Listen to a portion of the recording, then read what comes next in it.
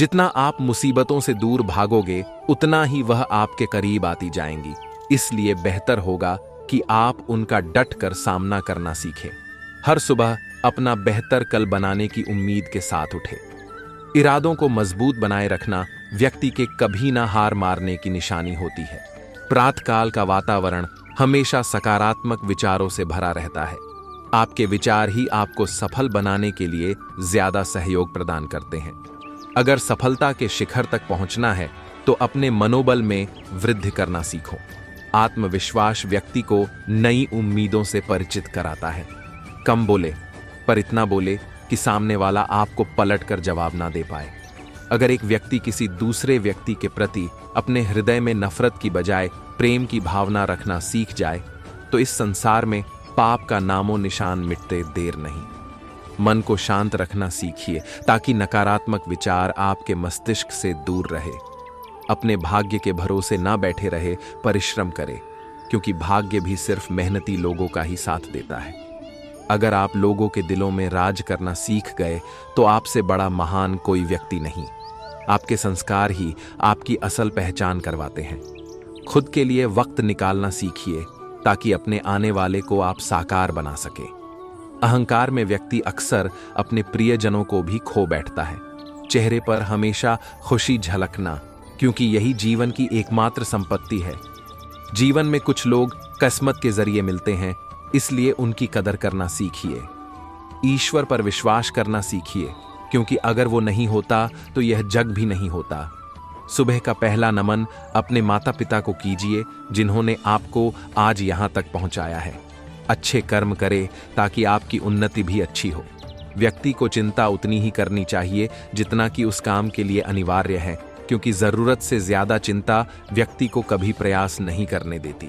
कल को सबक लेने की बजाय वह सबक आप आज ही ले लीजिए, क्योंकि देर से मिले सबक व्यक्ति का दोबारा साहस नहीं जुटा पाते। असंभव शब्द का प्रयोग सिर्फ वही लोग करते हैं जिन्हें खुद पर भरोसा नहीं होता। अपने मस्तिष्क पर इतना जोर भी मत डालिए कि वह आपको नकारात्मक विचारों से घेर ले। कठिनाइयों के मार्ग पर सिर्फ वही व्यक्ति चलता है जिसने कुछ करने की ठानी होती है। हर व्यक्ति के पास कोई ना कोई प्रतिभा जरूर होती है, बस उस प्रतिभा की पहचान व्यक्ति को करनी आनी चाहिए। आपके कर्म ही आपका आने वाला भविष्य तय करते हैं। व्यक्ति अपने जीवन में तब तक खुश रहता है जब तक वह उन खुशियों को पाने के लिए संघर्ष करता रहता है। आपकी काबिलियत इतनी होनी चाहिए कि सामने वाला बैठा व्यक्ति भी आपसे प्रेरणा लेने की सोच रखता हो। मार्गदर्शन एक ऐसी चीज है जो व्यक्ति को सफल भी बना सकती है और बर्बाद भी कर सकती है। व्यक्ति अपने जीवन को तभी सरल बना, सफलता प्राप्त करना इतना आसान तो नहीं, पर अपनी मेहनत और दृढ़ता से उसको जरूर प्राप्त किया जा सकता है। अपने अवसरों का उपयोग करना सीखे और अपने भय का त्याग। अगर आपको कुछ चाहिए तो उसके लिए मेहनत कीजिए, और अगर वह तब भी न मिले तो उसके लिए और कड़ी मेहनत कीजिए। किसी कार्य को करने की नीति जितनी अच्छी होगी उतनी ही फिर आपकी उन्नति भी अच्छी होगी। विकल्पों का ना होना अक्सर बुद्धि को बढ़िया ढंग से परिमार्जित कर देता है। शिक्षा खुद ही एक जीवन है और इस जीवन को जीने के लिए अक्सर लोग तरस जाते हैं। दूसरों का उत्साह बढ़ाने वाला बनिए, उनकी आलोचना करने वाले तो वैसे ही बहुत हैं। लोग अक्सर अपने बीते हुए कल के बारे में सोच सोच कर ही अपना भविष्य भी बिगाड़ बैठते हैं। अवसर हर व्यक्ति के पास आते हैं, बस जो उनका सही ढंग से प्रयोग कर लेता है वह जिंदगी भर सुख का आनंद भोगता है। किसी लक्ष्य की शुरुआत में अगर आप जुनून को चुन लेते हैं तो लक्ष्य निश्चित तौर पर आपको चुन लेता है। जब आप सफलता को सांस की तरह चाहने लग जाएंगे तो सफलता मिलने तय है। जब परिवार छोटा होता है तब उसके पास जो कुछ भी हो उसे आपस में बांटना आसान होता है। दूसरों की गलतियां ढूंढने वाले अक्सर अपनी गलतियों को सुधारने का समय नहीं निकाल पाते। उठो, जागो और अपने लक्ष्य की प्राप्ति पर लग जाओ। याद रखना, सिर्फ संघर्ष के वक्त ही व्यक्ति अकेला होता। कामयाबी प्राप्त होने के बाद तो पूरी दुनिया ही उसके साथ हो जाती है। कोई भी दिन शुरुआत करने के लिए अशुभ नहीं होता। अपने जीवन में एक ऐसा लक्ष्य जरूर निर्धारित करें जो आपको सुबह जल्दी उठने पर मजबूर कर दे। सुबह जल्दी उठकर ध्यान लगाना व्यक्ति के जीवन में सकारात्मक वातावरण बनाए रखता है। अपने व्यक्तित्व का विकास कीजिए ताकि समाज में आप पर कोई उंगली ना उठा सके। हर व्यक्ति के लिए रोज नए विकल्पों का सवेरा होता है। बस जो इन विकल्पों का सही ढंग से प्रयोग कर ले, फिर उसके जीवन का हर पल खुशियों से भरा होता है। अगर सूर्य की तरह अपनी रोशनी भी पूरे जगत में फैलानी है तो उसके जैसी कुछ कर दिखाने की आग अपने भीतर लानी होगी। हर सुबह एक नए जोश एवं उत्साह के साथ उठे। हर दिन प्रातःकाल उठकर सूर्य देव को नमन कर उन्हें जल चढ़ाए ताकि आपके मस्तिष्क का तेज बना रहे। व्यक्ति अपने आप को तब तक कमजोर समझता है जब तक कि वो यह नहीं जान लेता कि उसकी काबिलियत किस में छुपी है। अगर आप भी सर्वश्रेष्ठ बनना चाहते हैं तो सर्वप्रथम हर कार्य में अपना सर्वश्रेष्ठ योगदान देना सीखें। जीतने की अभिलाषा हर व्यक्ति को होती है, पर जीतता वही व्यक्ति है जिसके सर पर जीतने का जुनून सवार हो। इस संसार में व्यक्ति के रिश्ते अब झूठ बोलने पर नहीं, अपितु सच बोलने पर टूट जाते हैं। सहनशील व्यक्ति हमेशा अपनी ऊर्जा का कम इस्तेमाल ही करता है, जिस कारण वह हमेशा मानसिक तनाव से दूर रहता है। आपका एक दृढ़ संकल्प आपकी पूरी जिंदगी बदल सकता है। चिंता और भय दोनों व्यक्ति के विकास में रोड़ा अटकाने का कार्य करते हैं। व्यक्ति अपने धन और रुतबे से बड़ा नहीं होता, बल्कि अपने विचारों से होता है। आपका हर एक कार्य सफल हो सकता है अगर आप उसे पूरा करने का सामर्थ्य रखते हैं तो। गुरु वह व्यक्ति होता है जो विद्यार्थी को उसकी सफलता से परिचित कराता है। जो शिक्षा इंसानियत का महत्व नहीं सीखा पाती, वह शिक्षा किसी काम की नहीं होती। सुकून की जिंदगी व्यतीत करने से पहले व्यक्ति को कई त्याग करने पड़ते हैं। अपनी गलतियों से हमेशा कुछ सीखे, न कि अपना मनोबल गिराए। इस संसार में सिर्फ गुरु का मार्गदर्शन ही व्यक्ति के हित के लिए लाभदायक होता है। प्रातःकाल जल्दी उठने की आदत व्यक्ति को सदैव तनाव मुक्त रखती है। कठिनाइयां व्यक्ति को जीवन में सफल बनाने के लिए अहम भूमिका निभाती हैं। अगर व्यक्ति अपने सपने ही बड़े नहीं देखेगा तो वह क्या खाक बड़ा बनेगा। आपका हर एक प्रयास आपको एक नई उम्मीद से परिचित कराता है। हर दिन कुछ नया सीखने का प्रयास करें, यह आपकी प्रगति होने के लिए अति आवश्यक है। हर सुबह आपके लिए एक अवसर के समान है, इसलिए इस अवसर को जाने ना दें। एक बुजुर्ग महिला की किसी बीमारी के कारण मृत्यु हो गई थी। ये बुजुर्ग महिला के सभी परिवार के सदस्य विश्वासी थे और गांव के आसपास ही रहा करते थे। मुझे एक पासवान होने के नाते उस मृतक महिला का अंतिम संस्कार करने के लिए बुलाया गया था। मैं अपने कलीसिया के कुछ लोगों के साथ वहां मौजूद था, क्योंकि यह गांव बहुत ही बेहद्दा था, मतलब शहर से बहुत दूर था। वहां आसपास कोई भी खाने पीने की वस्तुएं खरीदने के लिए कोई दुकान नहीं थे। मैंने देखा इस महिला के अपने स्वयं नाती पोते और बहुत से छोटे बच्चे जो सुबह से भूखे थे, उन्होंने कुछ भी नहीं खाया था, क्योंकि ऐसी धारणा है जिस घर में दुहक हो जाता है वहां चूल्हा नहीं जलाया जाता, मतलब कुछ भी खाना नहीं पकाया जाएगा। गांव के बहुत से लोग इन लोगों से मिलने आ रहे थे और जा रहे थे, लेकिन कोई भी इन बच्चों की ओर ध्यान नहीं दे रहा था। पूरी रात और लगभग पूरा दिन यहाँ सभी लोग भूखे थे। मैंने एक बच्चे से पूछा, बेटा आपने कुछ खाया है? तब वह बड्ढी आस से मेरी ओर देखकर बोला, नहीं कुछ नहीं खाया। ऐसा सुनकर मैंने वहां के एक जवान को दबाव देकर कहा, जाओ और इसी समय कुछ दर्जन केले लेकर आओ और इन बच्चों को और बड्ढों को दो, ताकि कुछ तो सहारा हो। गांव के ये सभी लोग विश्वासी लोग थे, लेकिन कैसा विश्वास? मैं जानता हूं, गांव के लोग जो आकर मिल रहे थे अपने अपने घर में तो खाना अवश्य खाए होंगे, लेकिन इन्हें उस परिवार के विषय में कोई चिंता नहीं। और बहुत से लोग तंबाकू और नशा करने वाले थे। माफ करें ये सब लिखने के लिए, लेकिन मुझे लगता है एक प्रभु का दास होने के नाते मुझे इस विषय पर बोलना चाहिए। यदि यह नियम नहीं है तो अपनी कलीसिया में यह नियम बनाइए कि यदि कोई मृत्यु होती है तो उस घर में कलीसिया के दूसरे विश्वासी लोग कम से कम कुछ भोजन बनाकर पहुंचाएं। और यदि कोई किसी गरीब बीमार व्यक्ति से मिलने जाते हैं या उनके घर या अस्पताल मिलने जाते हैं तो कुछ पैसे उसके हाथ में रख कर आएं। बहुत बार हम शादी विवाह में हजारों रुपए खर्च करते हैं और उन्हें मनहगे महंगे उपहार गिफ्ट देते हैं, लेकिन जब ऐसे गरीब को जब वास्तव में दवा की और भोजन की जरूरत होती है तो हम केवल उसका हाल चाल पूछकर आ जाते हैं और कहते हैं प्रार्थना करेंगे। आइए प्रार्थना के साथ कुछ कर्म भी करें। एक मोटा सेठ व्यापार के लिए दूसरे शहर गया हुआ था। लौटते समय वह पैसे बचाने के चक्कर में पैदल ही जंगल के रास्ते अपने गांव जाने लगा, परंतु जंगल बहुत ही घना था, इसलिए वह रास्ता भटक गया। भूख भी लग रही थी, लेकिन दूर दूर तक न कोई आदमी दिख रहा था, न ही कुछ खाने की वस्तु। तभी उसने दूर एक नारियल का पेड़ देखा जिसमें नारियल लगे हुए थे। सेठ के पेट में तो चूहे कूद रहे थे। उसने पेड़ में चढ़ने का निर्णय लिया और धीरे धीरे पेड़ में चढ़ने लगा। कुछ देर में वह नारियल के बस कुछ ही दूरी पर था। तब उसने एक बार नीचे की ओर देखा तो उसे तो चक्कर ही आने लगे। उसे ऊंचाई के डर से पसीने आने लगे। मारे डर के वो परमेश्वर से प्रार्थना करने लगा।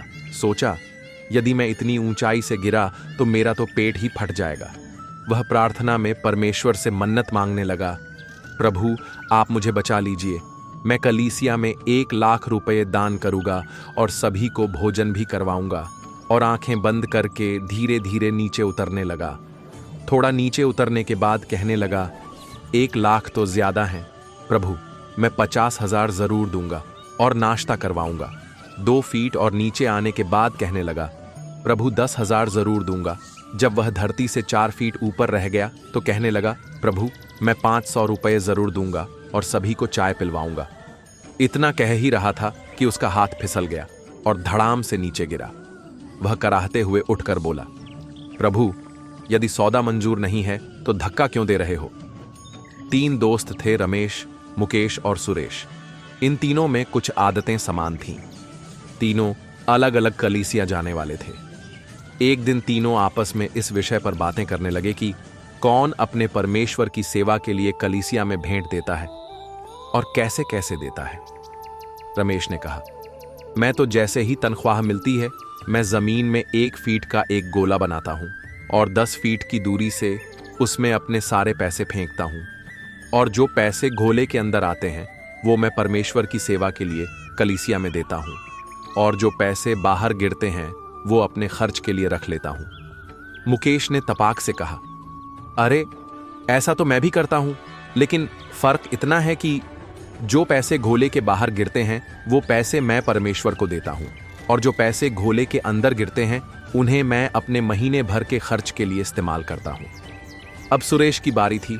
रमेश और मुकेश दोनों ने सुरेश से कहा, सुरेश तुम भी बताओ, तुम भी तो कलीसिया में भेंट देते होगे, तुम भी बताओ आखिर तुम कैसे देते हो?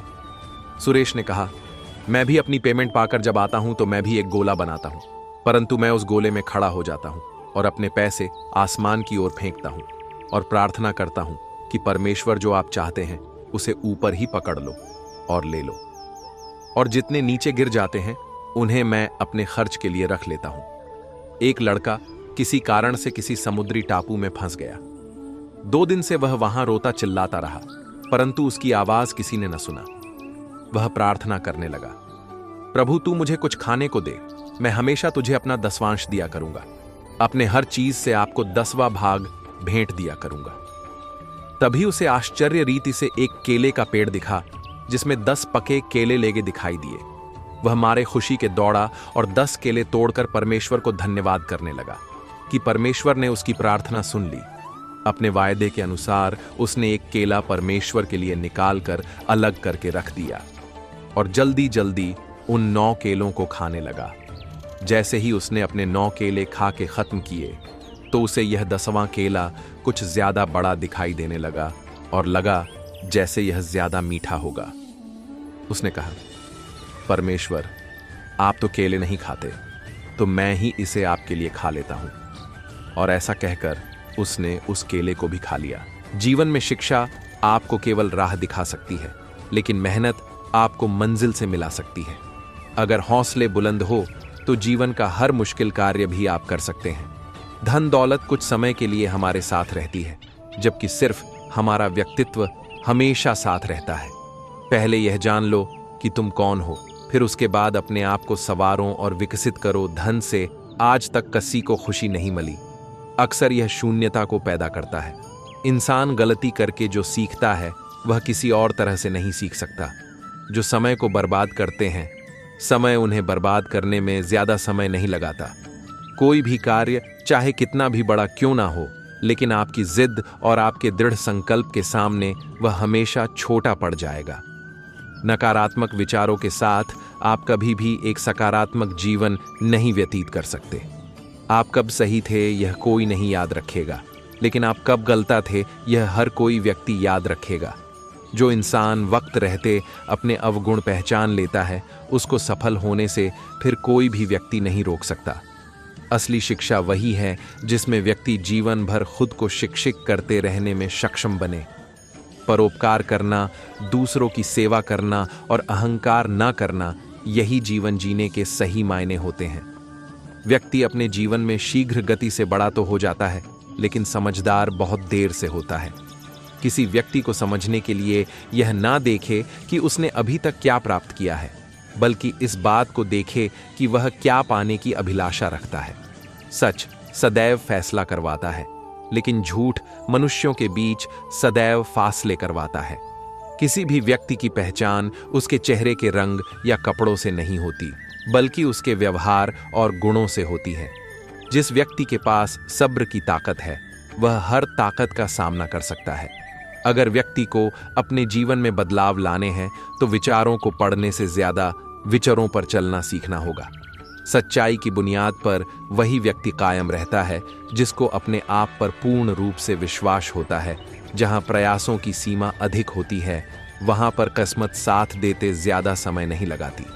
वो ज्ञान भी किस काम का जिसका उपयोग लोगों की सहायता में न हो रहा हो।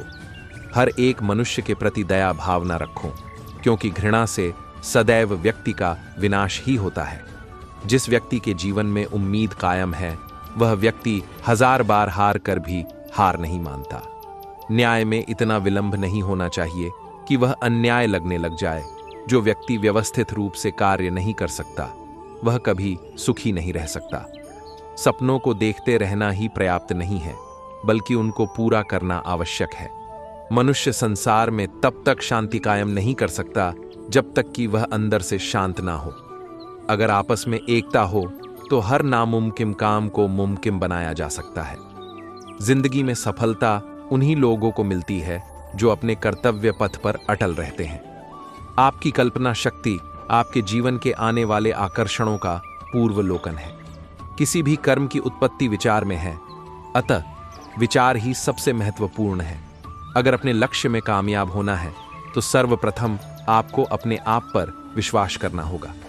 आपका हर एक अनुभव आपको शक्ति एवं आत्मविश्वास प्रदान करता है। अगर आपकी राह सही है और आप उसी राह पर चलने रहने के लिए तत्पर हैं, तो यकीन मानिए आपकी प्रगति अवश्य होगी। मनुष्य के वास्तविक आभूषण सोना या हीरा नहीं, बल्कि उसके मीठे वचन हैं। आपके पास जितना समय आज है, इससे अधिक समय शायद ही आपको आगे मिले। एक शहर की एक छोटी सी गली के आखिर में एक घर था। उसमें रहते थे शैतान राम। अपने नाम की तरह ही उनके काम भी थे। हर समय सबको सताने में उन्हें बड्ढा मजा आता था। उनके घर के लोग उन्हें समझाते थे, लेकिन आदत से मजबूर शैतान राम समझते ही नहीं थे। वैसे उनका असली नाम तो सुंदर था, लेकिन अपनी आदतों के कारण उनका नाम शैमान राम ही पड़ी गया था। एक बार की बात है, उनके घर के सब लोग कहीं बाहर गए हुए थे। शैतान राम घर में अकेले थे। गली के एक घर में एक मुर्गी और उनके कुछ दोस्त रहते थे। शैतान राम उन्हें अक्सर परेशान किया करते थे। कभी मुर्गी को उठकर कमरे में बंद कर देते थे, तो कभी मुर्गे की गर्दन में रस्सी बांधकर उसे घुमाते थे। मुर्गा मुर्गी ने सोचा कि शैतान राम को सबक सिखाया जाए। उन्होंने अपने कुछ साथियों से बात की। सब उनकी मदद करने को तैयार हो गए। तो मुर्गा मुर्गी ने अपने कुछ दोस्तों को साथ लिया। वे बिल्ली, चूहा, अंडा, कैंची, सुई और गुलदस्ता को लेकर शैतान राम के घर पहुंचे। वे सब धीरे से घर के अंदर चले गए। घर में काई भी नहीं था। शायद शैतान राम कहीं गए हुए थे। हम लोग शैतान राम का इंतजार करेंगे, सब एक साथ बोले। बिल्ली उनकी रसोई में जाकर छिप गई। चूहा हाथ मुंह धोने वाले नल के ऊपर बैठ गया। अंडा उनकी तौलिया में लेट गया। कैंची सोफे के ऊपर आराम करने लगी। सुई ने उनके तकिए में अपने लिए जगह बना ली। गुलदस्ता दरवाजे के ऊपर जाकर बैठ गया। मुर्गा और मुर्गही दरवाजे के ठीक बाहर खड्डे हो गए। जैसे ही शैतान राम दूर से आते हुए दिखाई दिए, मुर्गा कुकड़ू कूं करता हुआ घर के अंदर की तरफ भागा। उसकी आवाज सुनकर उसके सभी साथी सावधान हो गए। मुर्गी भागी, मुर्गे के पीछे और उनके पीछे भागे शैतान राम। मुर्गा दौड़कर रसोई की ओर गया।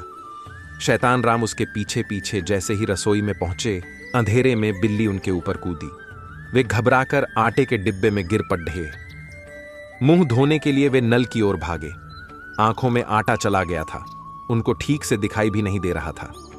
जैसे ही नल खोलने के लिए उन्होंने हाथ बढ़ाया, चूहे ने जोर से उनकी उंगली में काट लिया।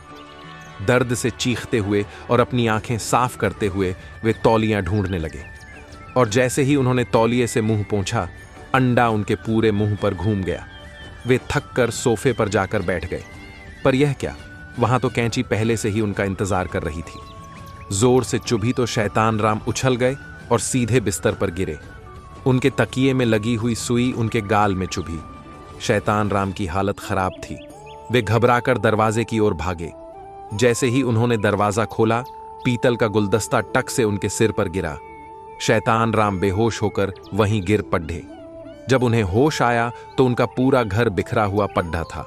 आज उन्हें समझ में आया था कि किसी को परेशान करने पर उसे कैसा लगता होगा। उस दिन के बाद शैतान राम ने किसी को कभी परेशान नहीं किया।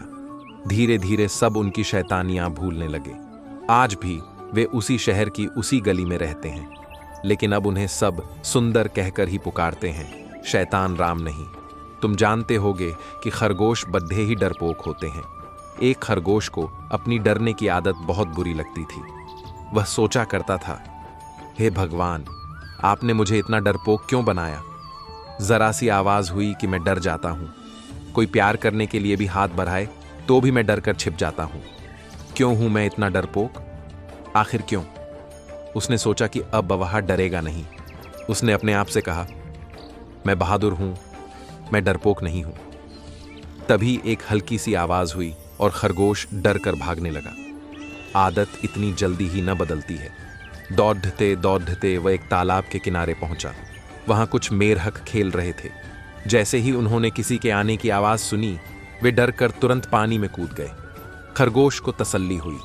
उसने सोचा, चलो कोई तो है जो मुझसे भी डरता है। इसका मतलब यह हुआ कि दुनिया में सब किसी न किसी से डरते हैं, और जो सबसे ज्यादा ताकतवर है वह भी ईश्वर से डरता है। इसलिए अपने से ज्यादा ताकतवर जीव से डरना और सावधान रहना बुरी बात नहीं है। एक घोड़ा घास चर रहा था। तभी उसने देखा कि एक लोमधी उसकी ओर आ रही थी। वह लोमधी का स्वभाव जानता था। वह जानता था कि लोमधी बहुत चालाक है। इधर लोमधी भी यह जानती थी कि घोड़े बहुत ताकतवर होते हैं, इसलिए वह भी घोड़े को बातों में उलझाने का तरीका सोच रही थी।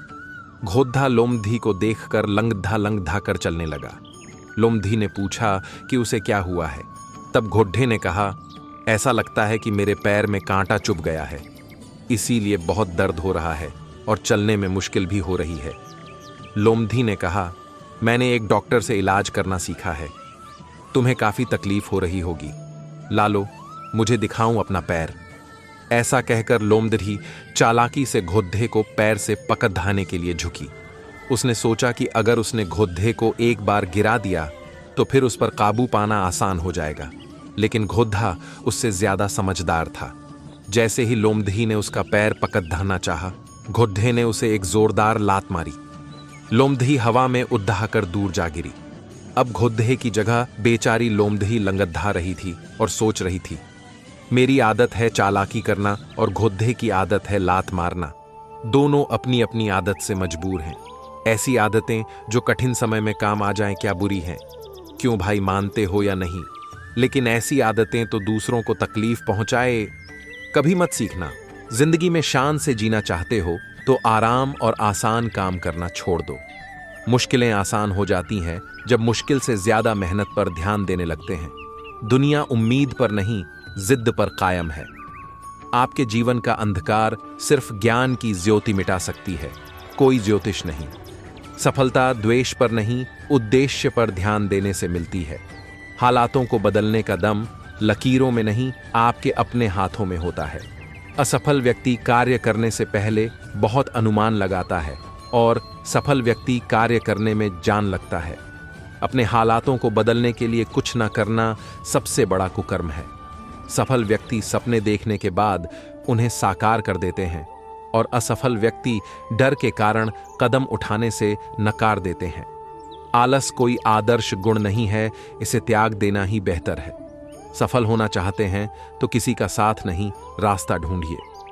दिखावा करने वाले कुछ नहीं कर पाते और कुछ कर दिखाने वाले कभी दिखावा नहीं करते। असंभव को संभव करने के लिए सबसे पहला कदम प्रारंभ करना है। आज आगाज में आवाज मत करो, बस मेहनत करो और कल दुनिया पर राज करो। करेगा मेहनत जो तू थोड़ी सी आज कल को करेगा, तू दुनिया पर राज। इतिहास गवाह है, आराम करने वाले कभी अपना नाम नहीं कर पाते। याद रखना, जिसने अपने आज में कुछ नहीं किया उसने आज तक कुछ नहीं किया। मत देख कौन क्या कहता है तुझे, क्योंकि जो आज हताश है तुझसे तेरी कामयाबी पर सबसे पहले वही शाबाश कहेंगे। सपने सजाने से खजाने नहीं मिलते, उन्हें कामयाबी के नक्शे पर चलकर ढूंढना पड़ता है। जितना अपने लक्ष्य को हासिल करने में डूब जाओगे, कामयाबी के समुंदर में उतना अच्छा तैर पाओगे। अगर आपका खुद पर भरोसा अच्छा होगा तो यकीनन आपका भविष्य अच्छा होगा। कुछ अच्छे फैसले आपके और आपकी कामयाबी के बीच के फासलों को खत्म कर देंगे। नदी की तरह हमेशा आगे बढ़ो, क्योंकि दुनिया कहती रहती है पर नदियां अनसुना कर बहती रहती हैं। सिर्फ दौड़ में भाग लेना काफी नहीं है, बल्कि इतना तेज भागना काफी है कि आपको जीतने से कोई ना रोक पाए। सफर और बुरा वक्त कट ही जाता है, बस थोड़ा सब्र रखने की जरूरत होती है। भावनाओं में बहकर आपको कोई ना कोई किनारा तो मिल जाएगा, पर आप उस किनारे तक कभी नहीं जा पाएंगे जहां आप जाना चाहते हैं। आप चाहते क्या है इससे फर्क नहीं पड़ता, बल्कि आप उसे पाने के लिए करते क्या है फर्क उससे पड़ता है। बस एक पूरे दिन मेहनत करने से कुछ नहीं होता। कामयाबी पाकर उसे बरकरार रखना है तो जिंदगी भर काम करना होगा। अपने मनचाहे पैर पसारना चाहते हो तो अपनी चादर खुद बनिए, और अपनी मनचाही मंजिल पाना चाहते हैं तो अपने रास्ते खुद चुनिए। सबसे ज्यादा हासिल करने के लिए पहले सबसे ज्यादा काबिल होना पड़ता है। मन्नत करने से कुछ पूरा नहीं होता, मेहनत करने पर कुछ भी पूरा हो सकता है। सपना आपको सोने नहीं देता, बस वही सपना सच होगा, बाकी सब बस ख्वाब रह जाएंगे। मंजिल पाने के लिए जल्दी करना ही सबसे बड़ी गलती करना है। बड़े बुजुर्गों ने कुछ अनमोल शब्द कहे हैं, कामयाब भी वही हैं जिन्होंने कष्ट सहे हैं। जो किसी भी हालत में अपने उसूलों पर चलना नहीं छोड़ते, उनके उसके उसूल उन्हें मंजिल तक पहुंचा देते हैं। कुछ कहने से हिम्मत साबित नहीं होती, उसके लिए कुछ कर दिखाना पड़ता है। आधे अधूरे मन से कुछ करने से आपको कुछ भी हासिल नहीं हो सकता। एक उसूल जरूर बना लेना, जिंदगी में कुछ कर जाओ या फिर घर जाओ। दुनिया में आज तक एक ही तरह का व्यक्ति नाकाम हुआ है, जिसने आज तक अपनी कामयाबी के लिए कोई काम नहीं किया है। जिनकी जिंदगी मेहनत और संघर्ष पर आधारित होती है, उनकी जीत पहले से ही निर्धारित होती है। सरल काम कर आज तक किसी का सफल नाम नहीं हुआ है। सफल और असफल व्यक्ति के बीच सबसे बड़ा अंतर यही होता है कि सफल व्यक्ति नाम बनाने में मेहनत करता है और असफल व्यक्ति बहाने बनाने में मेहनत करता है। डर सर झुका देता है और निडर होकर कार्य करना आपका सर समाज में गर्व से उठा देता है। पहले हर व्यक्ति उनकी सलाह न मानने पर आपसे नाराज होता है, फिर जब आप कुछ कर दिखाते हो तो उन्हें भी आप पर नाज होता है। ठोकर खाए बिना ठाठ कभी नहीं आ सकते। मौके रास्ते में पड़े हुए हैं, बस आपको चलने भर का कष्ट करना है। जिंदगी की बाजी जीतने के लिए आपको खुद को दांव पर लगाना पड़ेगा। जीत सब करने से नहीं, कुछ हर कर करने से मिलती है। हर इंसान के पास दो रास्ते होते हैं, या तो वह रास्ते से हट जाए या रास्ते पर डट जाए। हटने वाले हार जाते हैं और डटने वाले जीत जाते हैं। जो चला नहीं उसे मंजिल का क्या पता, जो हारा नहीं उसे जीत का क्या पता। अपने से बड़ों के आगे माथा भी टेक दीजिए, पर मुसीबतों के आगे अपने घुटने कभी मत टेकिएगा। जज्बा ऐसा रखिए कि बड़ी से बड़ी मुसीबत के कदम भी आपके आगे घुटने टेक दे। छोटे रास्ते को नहीं, हमेशा सही रास्ते पर चलने का प्रयास कीजिए। समाज पहले आपकी निंदा में लीन हो जाएगा, फिर जब आप सफल हो जाएंगे वह खुद ही शर्मिंदा हो जाएगा। बुरा वक्त सब्र करने से बीतता है, आराम करने से नहीं। निराश होकर बैठने से अच्छा है कि हम बिन देखे चलते रहे। ऐसा करने से कम तजुर्बा तो मिलेगा। हार हरा नहीं सकती, मुसीबतें रोक नहीं सकती। अगर जीतने की तेरे अंदर आग है तो ये मुसीबतों की हल्की धूप तेरे हौसलों को जला नहीं सकती। ना भागना जरूरी है, ना थमना जरूरी है। जिंदगी के इस खेल को जीतना चाहते हो तो बस एक राह में जमना जरूरी है। एक हार से खिलाड़ी हारा हुआ माना जाए, ऐसी कोई मान्यता नहीं है। वो हारा हुआ तब तक नहीं माना जाता जब तक वो हार मानता नहीं है। सीखने की कोई सीमा नहीं होती और मेहनत करने का कोई समय नहीं होता। जीवन का उद्देश्य यही है कि जीवन का कोई उद्देश्य हो। कुछ पाने की इच्छा रखते हो तो अपने लक पर नहीं, अपने लक्ष्य पर ध्यान दो। गलती मानने से नहीं, किस्मत को दोष देने की बजाय खुद मेहनत कर अपनी किस्मत को चमकाए। क्रोध में लिए गए निर्णय सदैव व्यक्ति को पछतावा ही महसूस करवाते हैं। खुद को इतना कठोर बना लो कि कोई भी व्यक्ति आपके भीतर नकारात्मकता का उदय ना कर सके। अगर सफल बनना है तो सफल व्यक्तियों जैसी सोच रखे। सफलता केवल वही व्यक्ति पाता है जो उसको पाने के लिए हद से ज्यादा गुजर जाता है। अगर आप किसी कार्य को करने की सोच रहे हैं तो उसे आज ही पूरा करें, क्योंकि देर से किए गए कार्य व्यक्ति को हमेशा पछतावा ही महसूस करवाते हैं। अगर आप वक्त के साथ चलते रहे तो वो समय दूर नहीं जब आपकी मंजिल आपके करीब होगी। साहस जुटाकर चुनौतियों से लड़ने का प्रयास करें, न कि उनसे दूर भागने का। व्यक्ति हर वह कार्य कर सकता है जो वह सोचता है, बस कमी होती है तो उसके प्रयासों में। अगर सुखी जीवन व्यतीत करना है तो सर्वप्रथम उन लोगों से दूर रहे जो नकारात्मक विचारों में अपना जीवन व्यतीत कर रहे हैं। रिश्तों को सही ढंग से निभाना भी व्यक्ति का एक वास्तविक गुण बन जाता है। असंभव कार्य को अगर संभव बनाना है तो सर्वप्रथम हौसले बुलंद करना सीखो। एक बार महाभारत का महान वीर भीम, उसकी मां कुंती आकर उसके भाई वन में स्थित गांव में एक ब्राह्मण के घर ठहरे। एक दिन कुंती ने बहुत रोने कल्पने की आवाज सुनी। इसका कारण जानने के लिए वह दौड़ कर गई तो उसने ब्राह्मण, उसकी पत्नी व बच्चों को ऐसे रोते सिसकते पाया मानो उनके कलेजे फट जाएंगे। आप क्यों रो रहे हैं? कुंती ने पूछा। प्रिय बहन, ब्राह्मण ने कहा, इस घर के समीप एक अत्यंत शक्तिशाली और दुष्ट राक्षस रहता है। उसके जीते जी कोई हमारे राज्य पर आक्रमण करने का साहस नहीं कर सकता। इस संरक्षण के बदले वह एक भयंकर मूल्य मांगता है। प्रतिदिन उसके भोजन के लिए हमें एक गाढ़ी भर भात, 2 भैंसे और एक आदमी भेजना पड़ डसता है। अब हमारी बारी है। यदि मैं चला जाऊं तो मेरे परिवार की देखभाल कौन करेगा? हमारे केवल एक पुत्र और पुत्री है, इसलिए मैं उनमें से किसी एक को भी नहीं भेज सकता। कुंती को उसकी दशा पर गहरा दुख हुआ। डरो मत, वह बोली, मैं अपने पुत्रों में से एक को भेज दूंगी। ब्राह्मण को यह स्वीकार नहीं था। मैं आपके बेटे को मृत्यु के मुख में नहीं जाने दे सकता, उसने कहा। वह मेरी अपनी मृत्यु से भी अधिक दुखदाई होगा। कुंती ने उसे बताया कि उसका बेटा बहुत शक्तिशाली और महान योद्धा है। कुंती ने भीम को चुना क्योंकि वह उसके पुत्रों में सर्वाधिक बलशाली था। तड़क के ही भोजन साथ लेकर भीम निश्चित स्थान के लिए रवाना हो गया। जगह पर पहुंचकर भीम बैठ गया और कानों को बहरा कर देने वाली तथा धरती हिला देने वाली एक भीषण गर्जना करके उसने राक्षस को आकर अपना भोजन ग्रहण करने के लिए पुकारा। जब वह दैत्य बाहर आया तो बहुत जोर का धमाका हुआ और वातावरण में कालिमा छा गई। दैत्य की बड्ढी बड्ढी लाल लाल आंखें थीं, बाल व दाढ़ी भी लाल थे। उसके चौड़े और नुकीले कान थे और मुंह इतना बड़ा था कि एक कान से दूसरे कान तक फैला था। जो दृश्य उसे दिखाई दिया उससे वह अत्यंत क्रुद्ध हो गया। भीम शांति से गाढ़ी के समीप बैठा उसका भोजन खा रहा था। भीषण गर्जना करके वह भीम की ओर दौड़ा और उसकी पीठ पर जोर से प्रहार किया। भीम को तो मानो कुछ हुआ ही नहीं, वह तो बस मुस्कुराया और खाना खाता रहा। राक्षस के क्रोध की सीमा न रही। उसने एक विशाल वृक्ष उखाड़ा और भीम की हत्या करने के इरादे से उसकी ओर दौड़ा।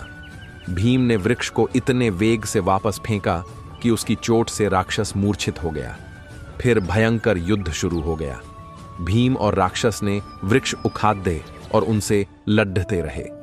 उन्होंने बद्धी बद्धी चट्टानें एक दूसरे पर फेंकी। अंत में भीम ने अपनी बलवान भुजाओं में राक्षस को उठाकर इतनी जोर से पटका कि उसकी मृत्यु हो गई। तीव्र कोलाहल को सुन अन्य सभी दैत्य बाहर निकल आए और भयभीत हो खड्डी डीडीहे रह गए।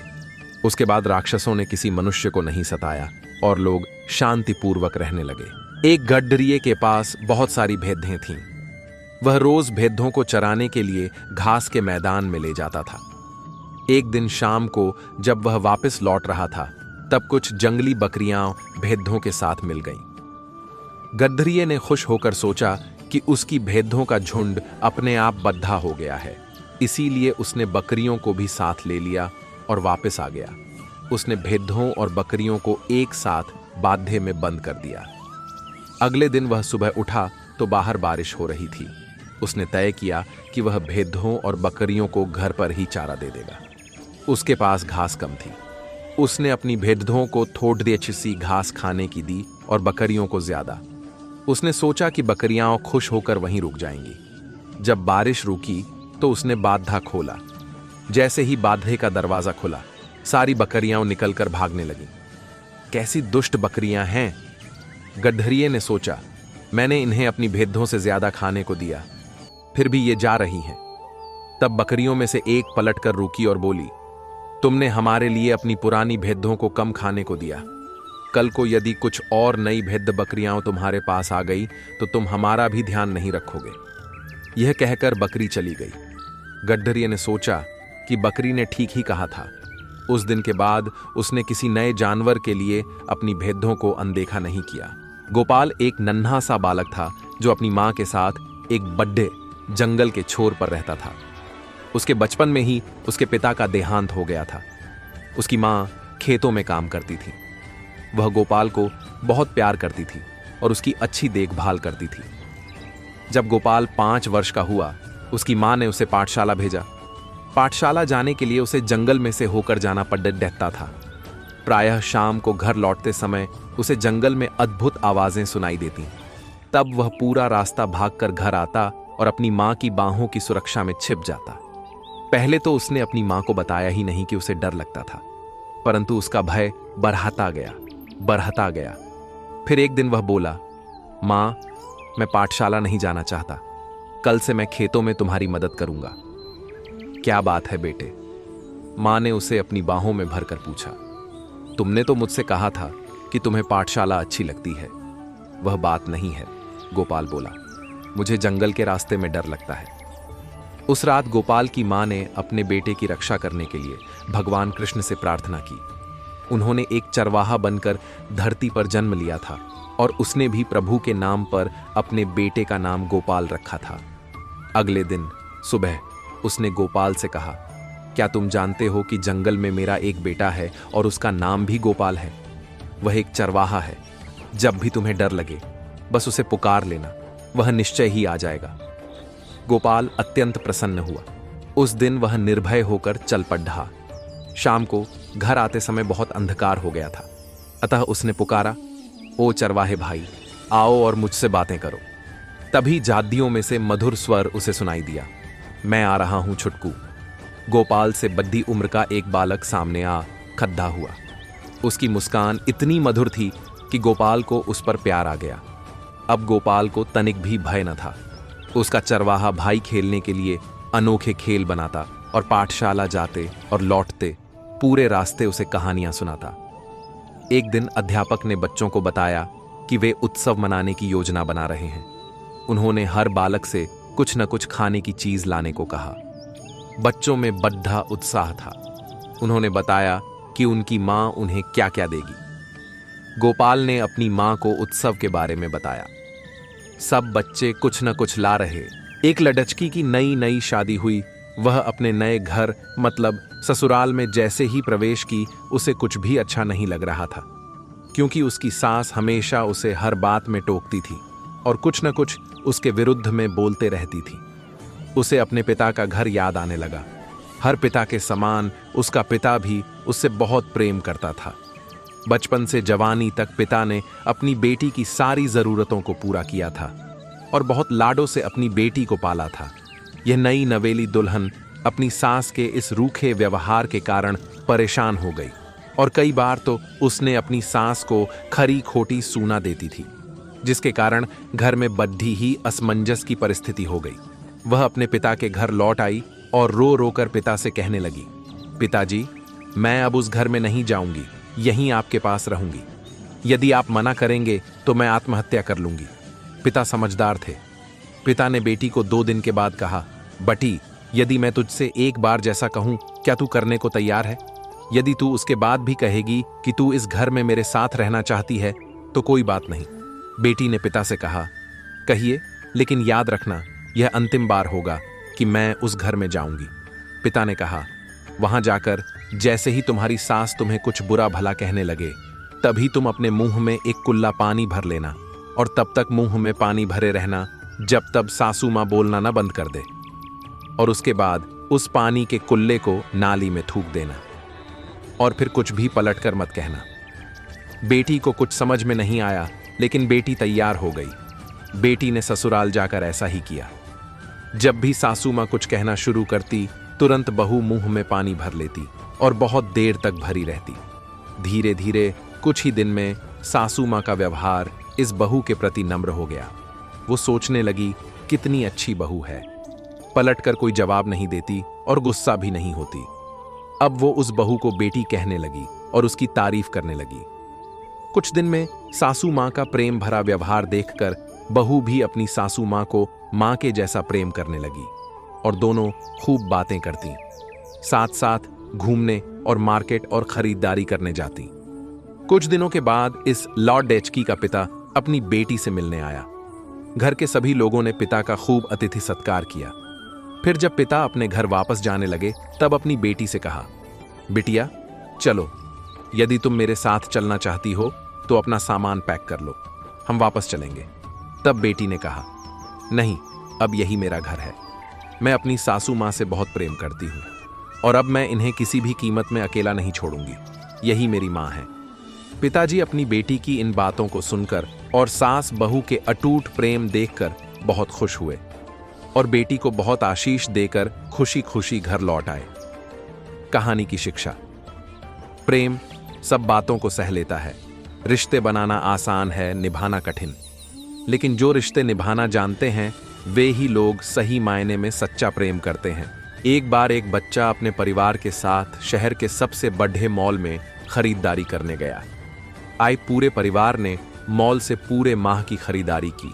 जब वे खरीदे हुए सामान का पेमेंट करने के लिए काउंटर में गए, तो क्या देखा कि एक बड्ढे से कांच के जार में ढेर सारी टॉफियां, स्वीट्स रखी हुई थीं, जो बहुत ही सुंदर लग रही थीं।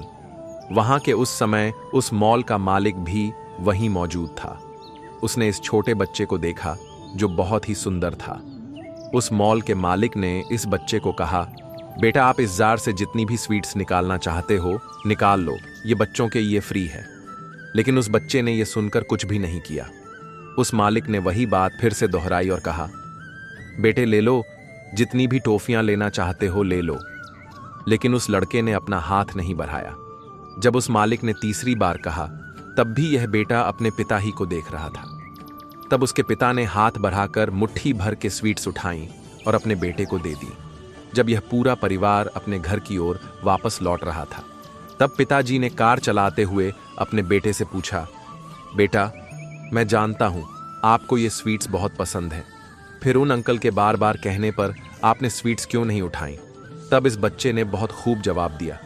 उसने कहा, पापा, मैं जानता था कि आपका हाथ मेरे हाथ से बहुत बड़ा है। मैं उठाऊंगा तो बहुत कम उठा पाऊंगा, इसलिए मैं चाहता था कि आप मेरे लिए उठाएं। यह जवाब सुनकर उसके पापा मुस्कुरा दिए। दोस्तों, यह छोटे बच्चे की मजेदार कहानी हमें यह शिक्षा देती है कि हमारा पिता परमेश्वर भी महान है। उसका हाथ हमसे बहुत बड़ा है। यदि हम अपनी मर्जी से अपने हाथ से ही उठाने की कोशिश करते रहेंगे तो उतना ही उठा सकते हैं जितना हमारा हाथ है। लेकिन यदि हम अपने जीवन में परमेश्वर के हाथ को अनुमति देते हैं तो हमारे जीवन में इतनी आशीषें आ सकती हैं जितना हम अपने जीवन में समा नहीं सकते। और फिर हम भी राजा दाऊद के समान कह सकेंगे, मेरे कटोरा उमद्दा रहा है।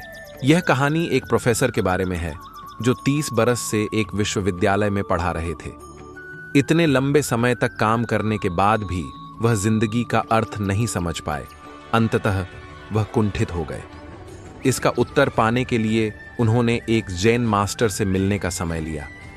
प्रोफेसर ने जैन मास्टर से मिलने के लिए लंबी यात्रा की और उनके घर पहुंचे। जैन मास्टर ने प्रोफेसर का स्वागत किया और चाय के लिए पूछा। प्रोफेसर खुशी खुशी चाय के लिए तैयार हो गए।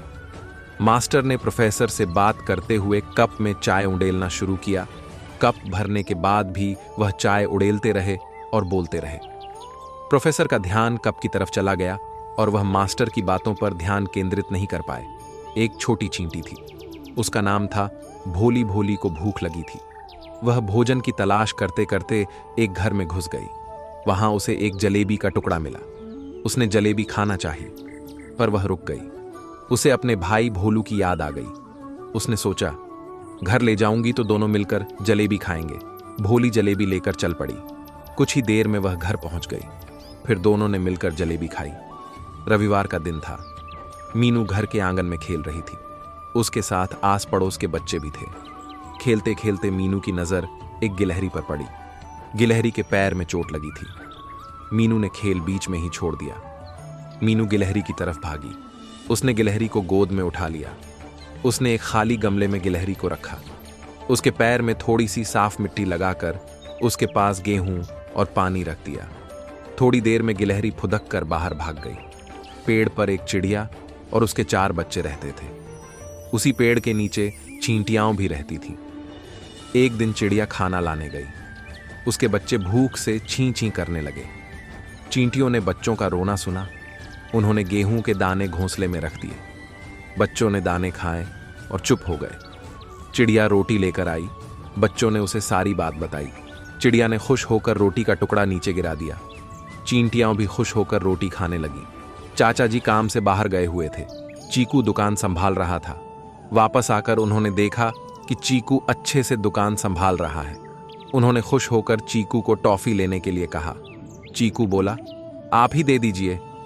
चाचा जी ने मुट्ठी भर टॉफियां निकाली और चीकू को दे दी। फिर चाचा जी ने पूछा, तुमने खुद टॉफियां क्यों नहीं ली? चीकू ने कहा, मेरी मुट्ठी आपसे छोटी है। आपकी मुट्ठी से मुझे ज्यादा टॉफियां मिल गई। बहुत तेज उमस के बाद बारिश हो रही थी। यह इस मौसम की पहली बारिश थी। बिजली चमक रही थी और बादल भी गरज रहे थे। मिट्टू के घर के आंगन में पानी भर गया था। उसे समझ नहीं आ रहा था कि वह क्या करे। मिट्टू ने पुराने अखबार उठाए। उसने कागज की नाव बनाकर आंगन में तैरा दी। देखते ही देखते बहुत सारी रंग बिरंगी नाव आंगन में तैर रही थीं। रुंझुन और मुनमुन दोनों स्कूल जा रहे थे। घर से थोड़ी दूर पहुंचकर ही रुंझुन रुक गई। मुनमुन ने पूछा, क्या हुआ रुंझुन, रुक क्यों गई? रुंझुन ने कहा, मेरी पेंसिल घर पर ही रह गई। अब मैं लिखूंगी किससे? मुनमुन ने कुछ देर सोचा। उसने पीठ से अपना बैग उतारा। बैग से उसने अपनी पेंसिल निकाली। पेंसिल के उसने 2 टुकड़े कर दिए। एक टुकड़ा रुंझुन को देते हुए वह बोली, ये लो, अब तुम्हें घर वापस नहीं जाना पड़ेगा। आज कक्षा में नीलम मैडम एक खेल खिला रही हैं। खेल बहुत आसान है। तोते की चोंच टूटी, टूटी चोंच का तोता। इस बात को बिना रुके 5 बार दोहराना है। जो बोल गया सो जीत गया, जो अटक गया वह हार गया। जोसफ, रेहाना, तरुण, गगन सब हार गए।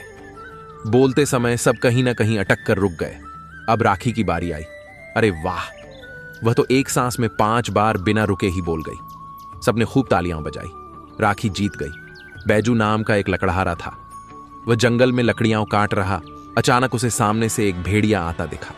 वह डर गया। उसे लगा कि कहीं भेड़िया उस पर हमला न कर दे। उसे एक उपाय सूझा। वह जोर जोर से बोलने लगा, अगर आज मुझे कोई भेड़िया नहीं मिला तो शेर मुझे मार डालेगा। भेड़िया सोच में पड़ गया। तभी ऊपर से लकड़हारे की कुल्हाड़ी नीचे गिर गई। कुल्हाड़ी देखकर भेड़िया डर कर भाग खड़ा हुआ। बैजू कुल्हाड़ी और लकड़ियां उठाकर घर की तरफ चल दिया। रहीम दोस्तों के साथ आंख मिचौली खेल रहा था। गोलू चोर बना था। उसने आंखें बंद वीएन की। सभी बच्चे जल्दी से छुप गए। छुपकर सभी ने एक साथ आवाज लगाई, 3 आ जाओ। गोलू ने खोजना शुरू किया। दरवाजे के पीछे शबाना और झाड़ी में रोहन मिला। पेड़ के पीछे से संजू पकड़ा गया। अरे रहीम कहीं नहीं मिल रहा।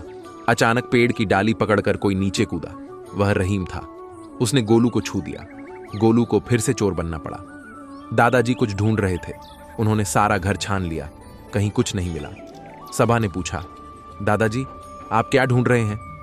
दादाजी बोले, बेटा मेरा चश्मा कहीं नहीं मिल रहा है, मैं अखबार कैसे पढूं? सबा भी चश्मा ढूंढने लगी। तभी टेपे पूंछ हिलाता हुआ आया। अरे चश्मा तो टेपे की आंखों पर है, सबा और दादाजी एक साथ बोले। टेपे ने भौं भौं करते हुए आरिफ की तरफ इशारा किया। आरिफ हंसने लगा। दादाजी और सबा समझ गए ये सब आरिफ की ही शरारत है। बहुत दिनों से अखबार में देख रही थी।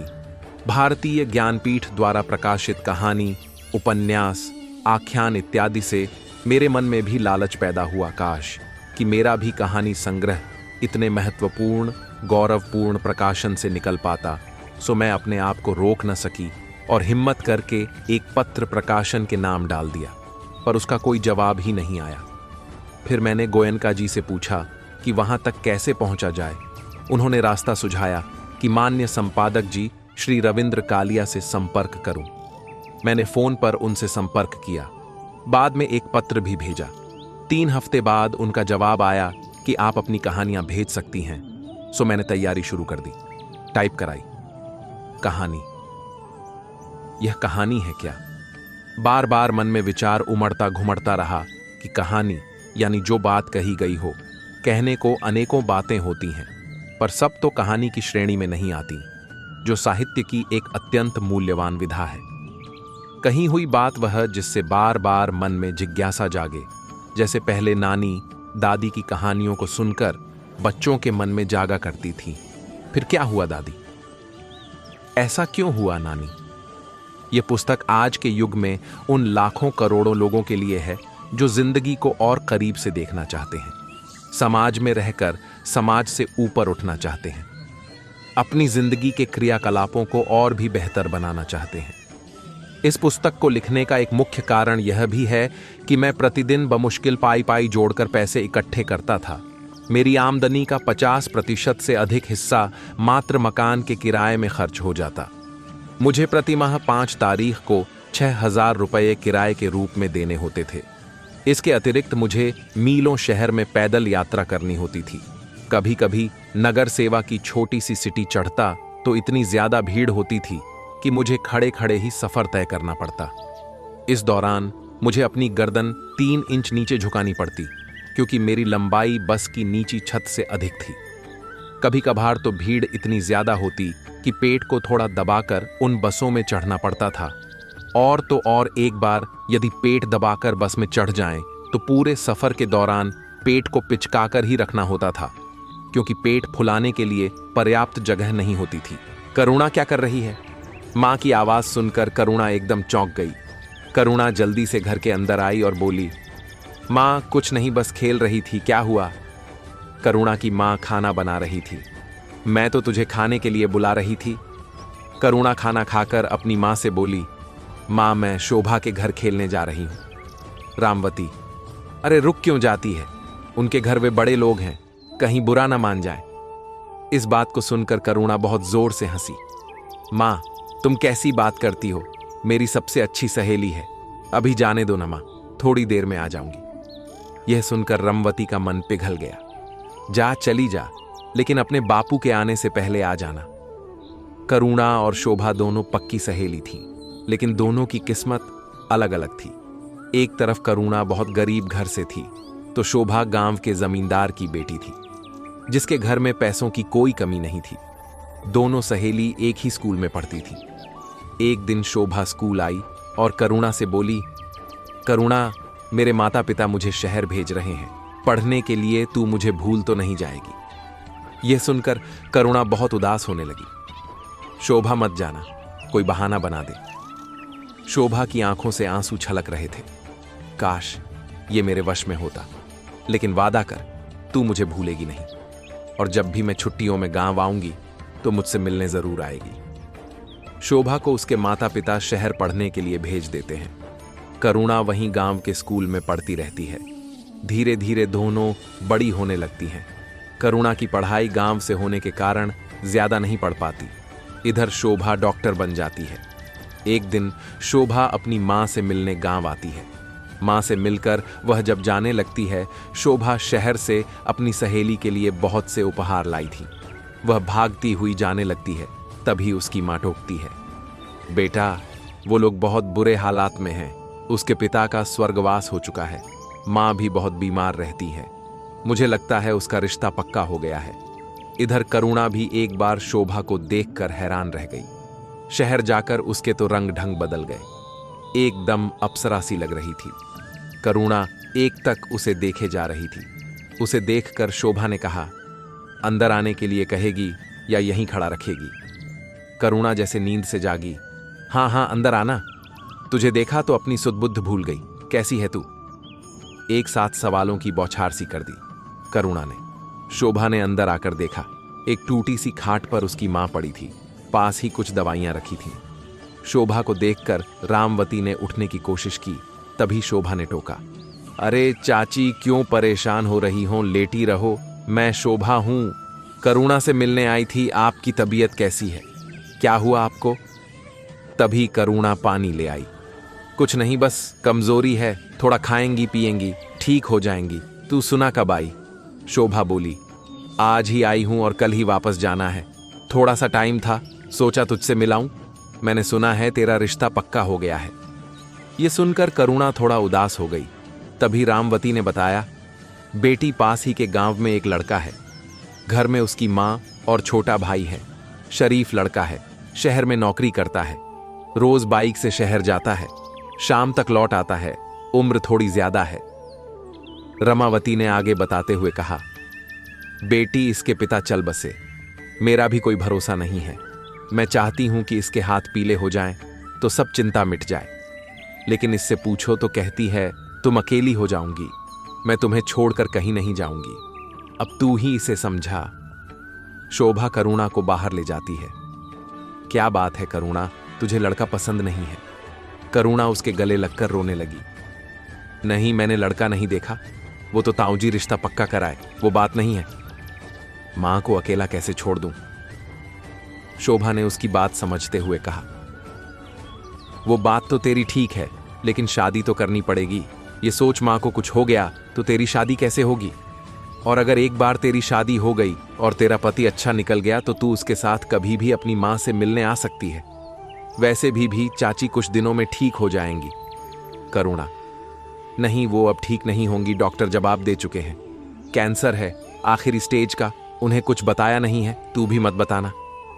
यह सुनकर शोभा ने कहा, फिर तो इसे अपनी मां की अंतिम इच्छा मानकर पूरा कर शादी कर ले। हो सकता है तेरी मां जो इतना कष्ट पा रही हैं, तेरे हाथ पीले करने के चक्कर में ही उनके प्राण अटके हों। यह सुनकर करुणा रोने लगी। शोभा ने उसे गले से लगा लिया। उसके बाद बात बदलते हुए उसने कहा, देख मैं तेरे लिए शहर से क्या लाई हूं। यह कहकर उसने एक सुंदर सी साड़ी करुणा को दे दी। करुणा ने साड़ी देखी और बोली, इसकी क्या जरूरत थी?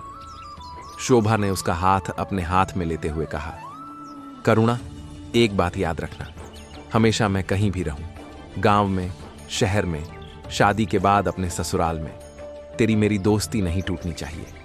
जरा सी भी परेशानी मत उठाना। जीवन के किसी भी मोड़ पर खुद को अकेला पाए तो सीधी मेरे पास चली आना। तेरी ये सहेली हमेशा तेरे साथ खड़ी है। करुणा कुछ बोल न सकी, उसकी आंखों से टप टप आंसू बह रहे थे। माहौल को हल्का करने के लिए शोभा ने कहा, अब चाय भी पिलाएगी या यूं ही टरका देगी? चाय पिला दे भाई, अगली बार आई तो पता लगा मेरी सहेली अपनी ससुराल पहुंच गई। वैसे हम भी कुछ कम नहीं है, वहीं जाकर तुझे पकड़ लेंगे। चंपकवन नाम का एक जंगल था जिसमें एक बंदर और एक बकरी रहते थे। दोनों पक्के दोस्त थे।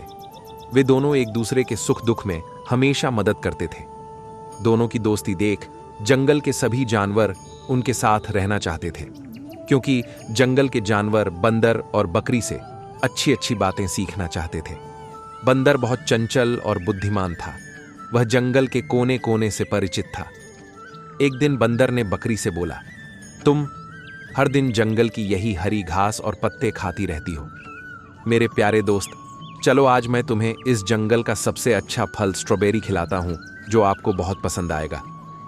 अपने दोस्त की बात सुनते ही बकरी के मुंह में पानी आ गया और अंदर ही अंदर वह सोचने लगी कि मेरा दोस्त कितना अच्छा है, जो मेरे बारे में इतना सोचता है और मेरा इतना ख्याल भी रखता है। दोनों दोस्त जंगल के किनारे पर जाते हैं, जहां पर एक पेड़ पर लाल लाल स्ट्रॉबेरी लगे होते हैं। बंदर झट से पेड़ पर चढ़ जाता है और बकरी को फल तोड़ तोड़ कर देने लगता है, लेकिन ऐसे में बहुत समय लग रहा था। तभी बंदर ने दिमाग लगाया और पेड़ की डाल को पकड़कर जोर जोर से हिलाने लगा और बहुत सारी स्ट्रॉबेरी नीचे गिर गई और उसका दोस्त उसे जल्दी जल्दी खाने लगा। उसी पेड़ पर चिड़िया का एक घोंसला भी था, जिसमें चिड़िया अपने बच्चों के साथ रहती थी। उस समय चिड़िया अपने बच्चों के लिए खाना लाने बाहर गई हुई थी। बंदर के डाल हिलाने के कारण चिड़िया के बच्चे घोंसले से नीचे गिर गए थे। यह सब बकरी देख रही थी, जो कि उसे अच्छा नहीं लग रहा था। उसने अपने दोस्त बंदर से बोला कि चिड़िया के बच्चों को आप ऊपर घोंसले में रख दो। बंदर ने वैसे ही किया। तभी चिड़िया की माँ अपने बच्चों के पास खाना लेकर वापस आ जाती है।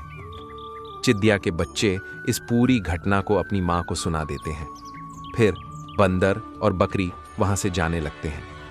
चिड़िया उन दोनों को जाते देख उनके पास जाती हैं और बोलती हैं कि आप लोग यही रुक जाओ, आपने हमारे बच्चे को बचाया है, आप लोग अच्छे जानवर हो, आपको यहाँ पर अच्छे अच्छे और भी फल मिल जाएंगे।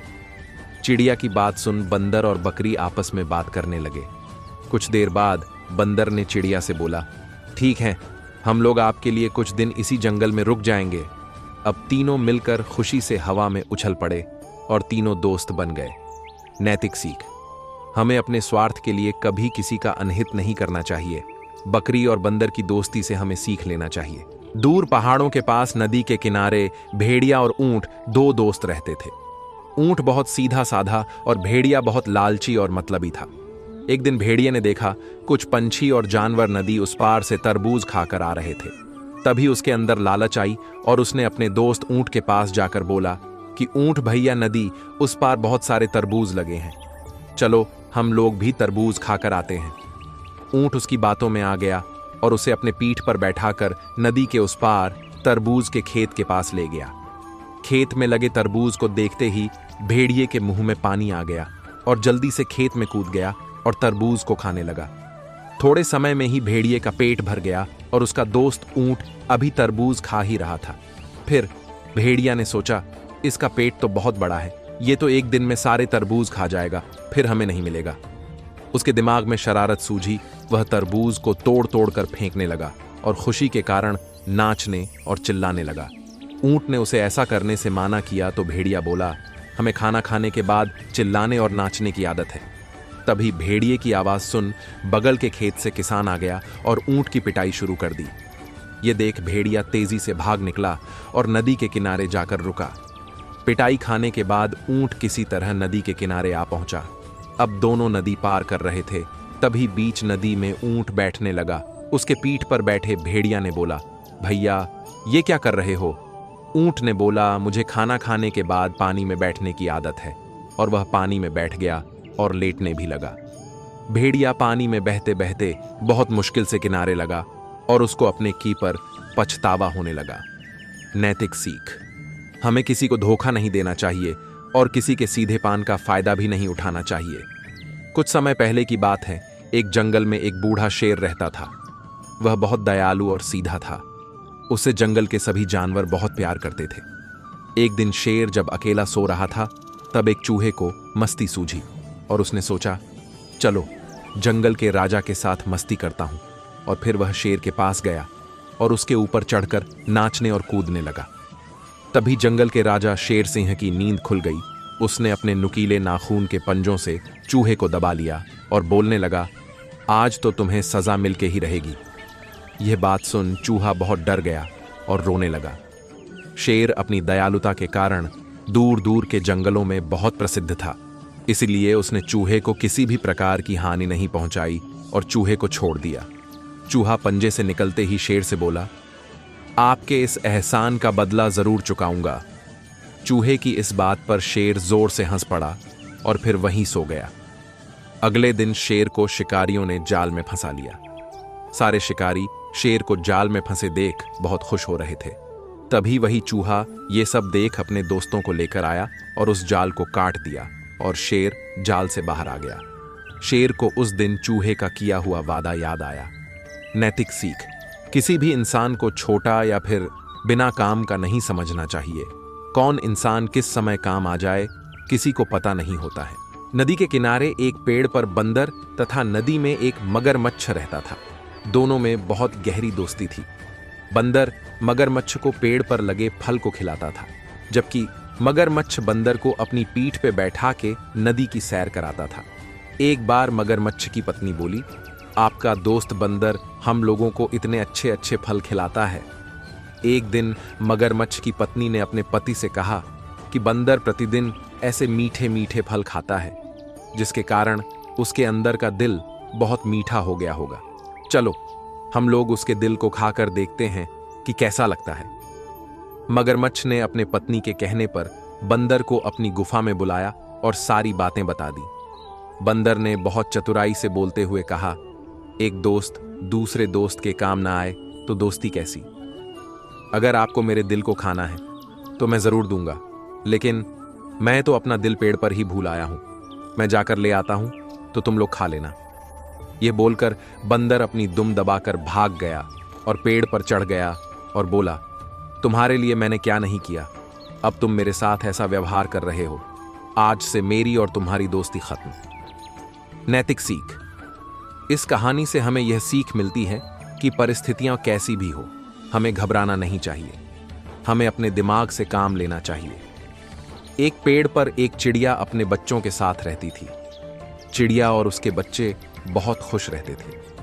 एक दिन चिड़िया अपने बच्चों के लिए खाना लाने की तलाश में गई हुई थी और वापस आकर देखा तो उसके घोंसले के पास एक जहरीला सांप था जो उसके बच्चे को खाने की कोशिश कर रहा है।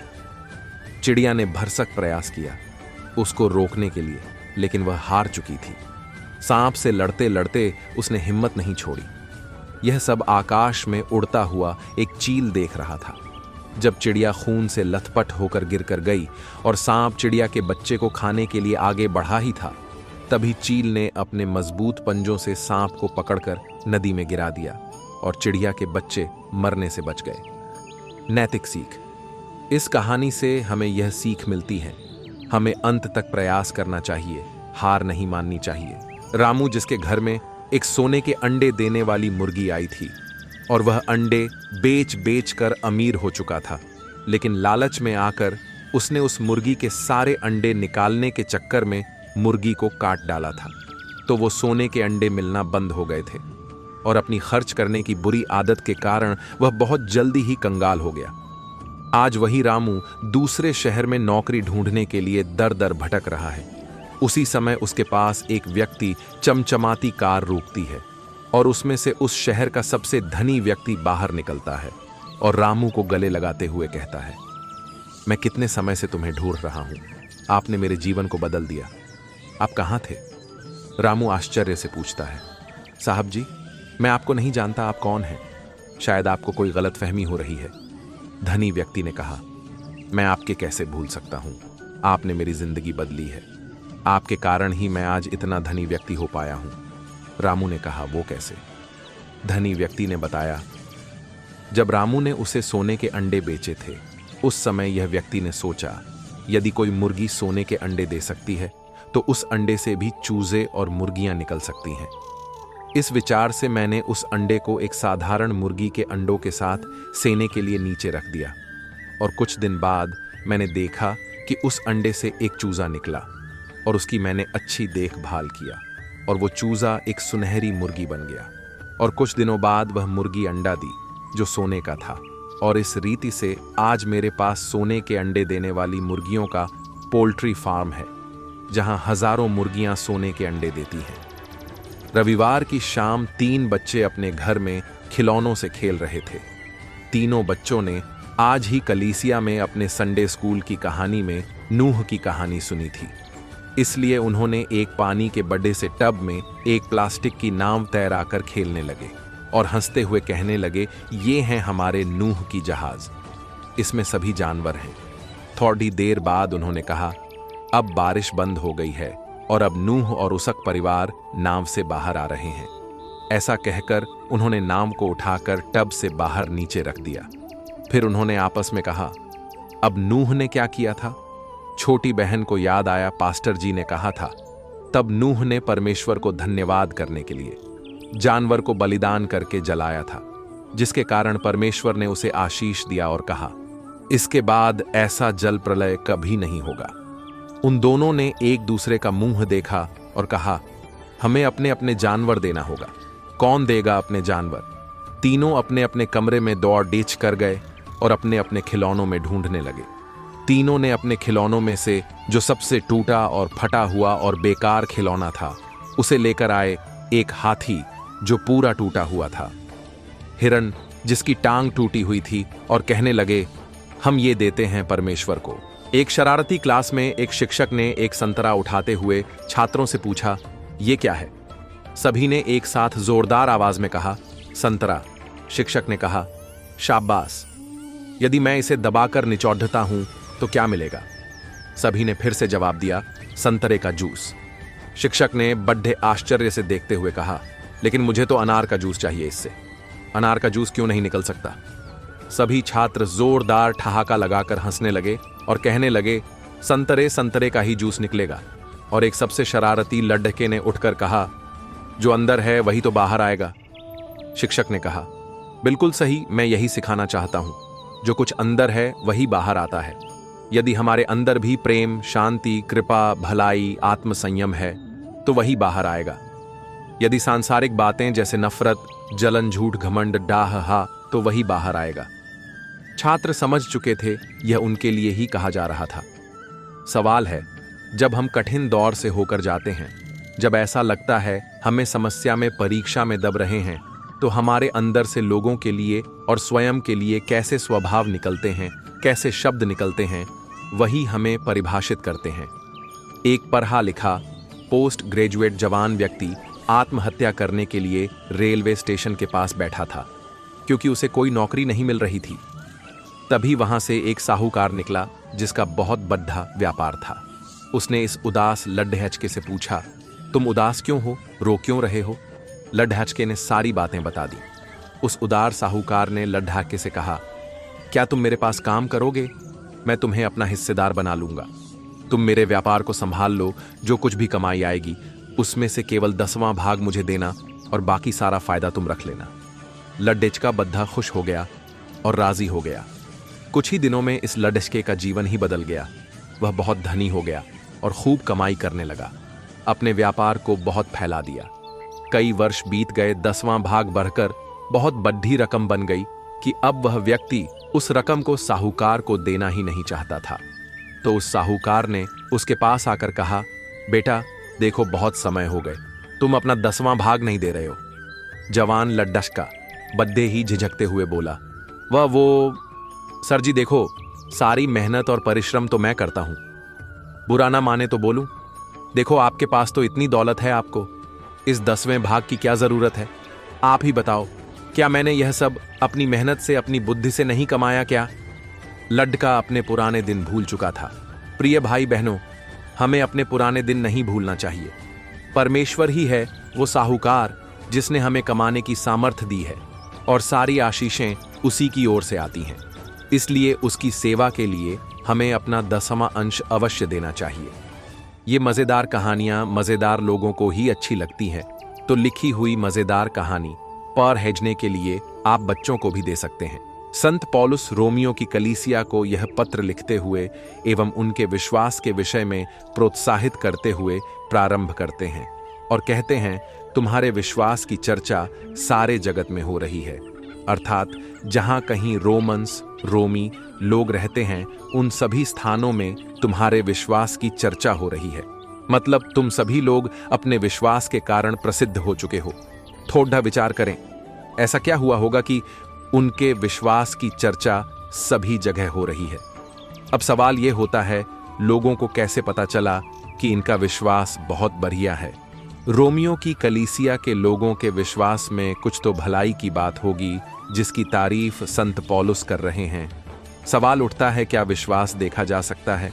उत्तर है हाँ, विश्वास हमारे कर्म के द्वारा दिखाई देता है। किसी ने कहा है, बाइबल में तो 4 सुसमाचार हैं, मत्ती, मरकुस, लूका और यूहन्ना, लेकिन 5वां सुसमाचार हम हैं, अर्थात जो उस पर विश्वास करते हैं। समाज के लोग हमें देखते हैं, वो हमें कुछ कहे या न कहें, लेकिन वो हमें ध्यान से देखते हैं कि विश्वास करने वाले लोग कैसे होते हैं, क्या करते हैं, समाज में लोगों के साथ कैसे व्यवहार करते हैं, क्या यीशु मसीह का स्वभाव इनके अंदर दिखाई देता है या नहीं। देखिए, एक विश्वासी वही है जिसके अंदर प्रभु यीशु का स्वभाव दिखाई देता हो, जैसे प्रेम, नम्रता, संयम, क्षमा और दया आदि। याकूब अपनी पत्री में कहता है, विश्वास भी यदि कर्म सहित न हो तो अपने स्वभाव में मरा हुआ है, वरन कोई कह सकता है, तुझे विश्वास है और मैं कर्म करता हूं। तू अपना विश्वास मुझे कर्म बिना तो दिखा, और मैं अपना विश्वास कर्मों के द्वारा तुझे दिखाऊंगा। क्या तू नहीं जानता कि कर्म बिना विश्वास व्यर्थ है? याकूब 2:17-19। मसीह लोगों के लिए यह थोड़ी कड़वी सच्चाई है, लेकिन इसे नजरअंदाज नहीं किया जा सकता। बहुत से लोग कहते हैं, हम विश्वास करते हैं, लेकिन जब कार्य के द्वारा अपने विश्वास को दिखाने की बारी आती है तो असफल हो जाते हैं। ऐसे विश्वास को बाइबल मरा हुआ या व्यर्थ का विश्वास कहती है। एक बहुत गरीब धोबी था। वह पूरे दिन कपड़े इकट्ठा करता और उसको ढुलकर वापस पहुंचाकर कुछ पैसे कमाता था। धोबी बहुत ईमानदार था। एक दिन उसे कपड़ों में से पैसे मिले, जिसे देख वह आश्चर्यचकित हो गया और उसके मन में सवाल आने लगा कि यह पैसे किसके होंगे। उसने सभी लोगों से पूछा और जिसके पैसे थे वह पास कर दिए। उस व्यक्ति को धोबी की ईमानदारी पर बहुत दया आई और धोबी को उन्हीं पैसों से कपड़े धुलने की कई मशीनें दिला दियां, जिससे धोबी का काम और आसान हो गया। देखते देखते उसका काम और बढ़ गया और वह एक दिन बड़ा आदमी बन गया। नैतिक सीख: ईमानदारी से किया गया काम एक न एक दिन फल जरूर देता है। एक समय की बात है, एक जंगल में एक लकड़हारा और उसके साथ बच्चा रहता था। लकड़हारा बहुत मेहनती और दयावान था और उसका बच्चा अपने पिता को देखकर सीख रहा था। लकड़हारे का जंगली जानवरों से बहुत लगाव था, जिसके कारण जंगली जानवर लकड़हारे की झोपड़ी के पास आते थे और लकड़हारा उन्हें खाने को भी दिया करता था। एक बार जंगल में बहुत ठंड पड़ रही थी। लकड़हारे की झोपड़ी के पास कुछ मेमने आके खड़े हो गए, जो ठंड के कारण कांप रहे थे। जानवरों को देख लकड़हारे के बच्चे ने जल्दी से लकड़ी काटकर जला दी, जिसके आसपास जंगल के और जानवर इकट्ठा हो गए। लकड़हारा अपने बेटे को ऐसा करते देख बहुत खुश हुआ।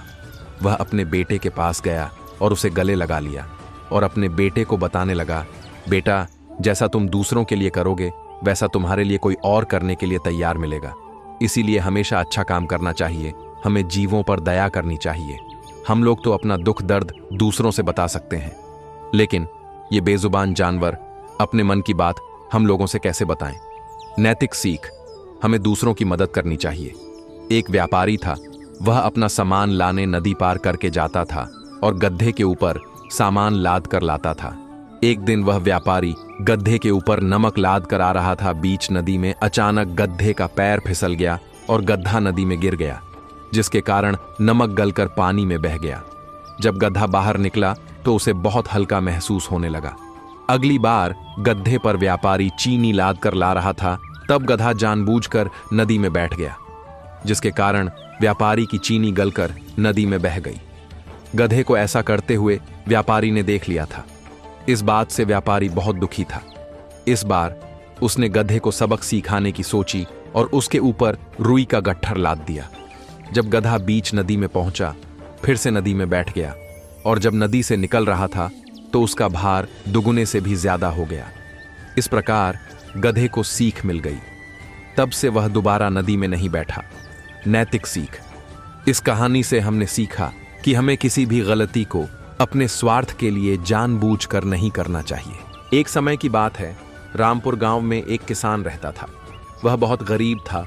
बड़ी मुश्किल से उसके परिवार का भरण पोषण हो पाता था। एक दिन वह मायूस होकर अपने खेत के पास बैठा था। तभी उसी रास्ते से एक संत महात्मा जा रहे थे। उन्होंने किसान से पूछा, आप इतना उदास क्यों बैठे हो? किसान ने सारी बात संत महात्मा को बता दी। उसने अपने पास से कुछ पैसे किसान को दिए और बोले, इस पैसे से आप 6 मुर्गियां खरीद कर लाओ। किसान ने वैसा ही किया उन पैसों से मुर्गियां खरीद कर ले आया। अगले दिन उनमें से एक मुर्गी ने एक सोने का अंडा दिया। यह देख किसान और उसकी पत्नी खुशी से भर गए। प्रतिदिन मुर्गी एक सोने का अंडा देती। यह देख किसान की पत्नी के अंदर लालच आ गई। वह जल्दी आमिर बनना चाहती थी। उसने अपने पति को समझाया और बोली, ऐसे कब तक हम एक एक अंडे इकट्ठे करते रहेंगे? ऐसा करो, इसका पेट फाड़कर सारे अंडे निकाल लो। किसान ने ठीक वैसा ही किया, लेकिन उसके पेट में कुछ नहीं मिला। किसान की हालत फिर से वैसे ही हो गई और वह अपने की पर पछताने लगा। नैतिक सीख, बिना विचारे जो करे सो पीछे पछताए। किसान को सब्र रखना चाहिए था। एक बार की बात है, एक गांव में एक चरवाहा रहता था। उसके पास कई भेड़ थीं, जिनको गांव से दूर जंगल के पास चराने जाता था। उसके पास कोई नहीं होता था। वह अकेले भेड़ों के साथ रहता था। एक दिन जब वह अपनी भेड़ों को चरा रहा था, तभी उसके मन में शरारत सूझी। किसान अपने पास लोगों को बुलाने के लिए जोर जोर से चिल्लाने लगा, भेड़िया आ गया, भेड़िया आ गया, बचाओ बचाओ। उसकी आवाज गांव वालों ने सुनी तो सभी लाठी डंडे लेकर जंगल की ओर भागे। चरवाहे के पास आकर देखा तो कुछ भी नहीं था। तभी चरवाहा जोर जोर से हंसने लगा और बोला, मैं तो मजाक कर रहा था। उसके बाद गांव के लोग उसके ऊपर गुस्सा होकर वापस घर चले गए। कुछ दिन बाद चरवाहे ने फिर वैसा ही किया और फिर से गांव वाले इकट्ठा हुए, लेकिन कोई भेड़िया नहीं आया था। सिर्फ वह अपने गांव वालों को मूर्ख बनाता था। एक बार भेड़िया सच में आ गया और उसके भेड़ों को खाने लगा और फिर चरवाहा चिल्लाने लगा, लेकिन उसे बचाने कोई नहीं आया। गांव वालों ने सोचा कि आज भी माजक कर रहा होगा, इसलिए कोई उसे बचाने नहीं गया और भेड़िया उसकी सभी भेड़ों को मारकर खा गया। नैतिक सीख, हमें किसी के साथ झूठ नहीं बोलना चाहिए और किसी के साथ विश्वासघात नहीं करना चाहिए। हरि सिंह 15 साल का एक नौजवान लड्डचका था, मगर बहचोर और धोखेबाज था। एक कुश्ती के मैच में उसकी मुलाकात अनिल से हुई। उसने अनिल का विश्वास जीत लिया और उसके घर में नौकर के तौर पर आ गया। अनिल एक लेखक था और अधिक पैसा नहीं कमाता था, इसलिए हरि सिंह ने केवल भोजन के बदले में वहां काम करना स्वीकार कर लिया। हरि सिंह को भोजन बनाना आता था। अनिल के लिए जो पहला भोजन उसने बनाया वह इतना बुरा था कि अनिल ने उसे कुत्तों के सामने डाल दिया, मगर हरि सिंह की आग्रह भरी मुस्कुराहटों ने अनिल को मजबूर कर दिया कि वह हरि को निकालने का निर्हर्य त्याग दे। हरि सिंह अनिल के छोटे मोटे काम करने लगा। सुबह वह चाय बनाता था और तब बाजार से दिन भर के लिए सामान लाता था। कई बार इन सामान की खरीदारी में से वह 1 रुपया रोज कमा लेता था। अनिल की कोई नियमित आय नहीं थी। यह पत्रिकाओं के लिए लेख और कहानियां लिखकर कुछ कमा लेता था। मगर एक दिन अनिल नोटों का बंडल लेकर घर आया। उसने हरि सिंह को बताया कि उसने अपनी एक पुस्तक बेचकर 600 रुपए कमाए हैं। पैसा देखकर हरि सिंह के मुंह में पानी आ गया। उसने वह पैसा चुराने का फैसला किया। अनिल ने पैसे गद्दे के नीचे रखे और सो गया।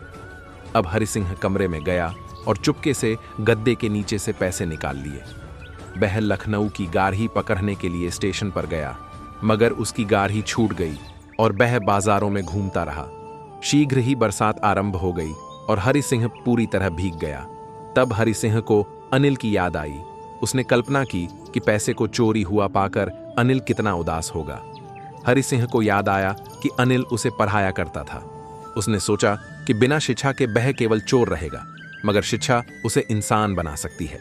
इसलिए उसने वापस लौटने तथा पैसा वापस रखने का फैसला किया। वह घर पहुंचा और उसने चुपके से पैसे गद्दे के नीचे रख दिए।